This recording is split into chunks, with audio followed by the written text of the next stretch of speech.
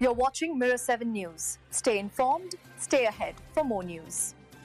You know, when we think of drug cartels, we usually picture Mexico or Colombia, right?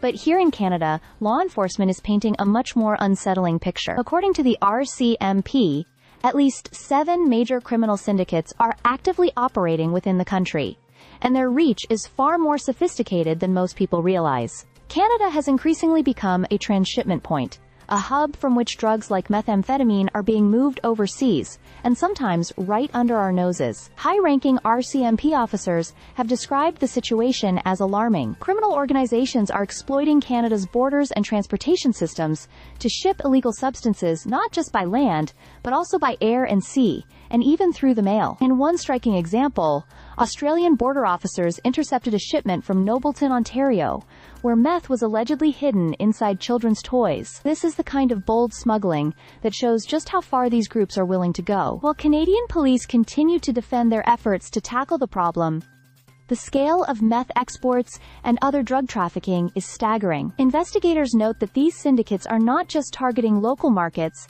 they are deeply embedded in international networks, using Canada as a staging ground to reach overseas destinations. It's a reminder that the battle against organized crime isn't just about catching a few local dealers.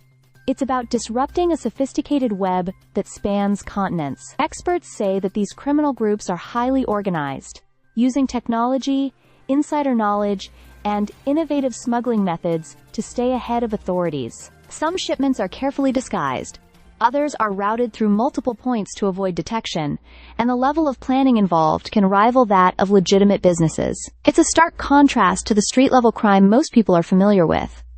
What's especially concerning is that despite seizures and arrests, the flow of drugs continues. Law enforcement agencies admit that while they are making progress, dismantling these syndicates is complex and often slow. And as meth and other substances keep finding their way overseas, communities both in Canada and abroad are feeling the consequences. So when we talk about cartels in Canada, it's not just about drugs in our neighborhoods. It's about a larger international network that uses our country as a critical hub. Police, border agents, and investigative journalists are shining a light on this issue, but the reality is that Canada's role in global drug trafficking is more significant than many realize, and tackling it will require vigilance, coordination, and a lot of determination. In short, the cartels aren't just operating in the shadows, they're operating in plain sight, and Canada has become a key part of their global strategy. The challenge now is how law enforcement, policymakers, and communities can stay one step ahead in this high-stakes fight. Stay subscribed for more videos.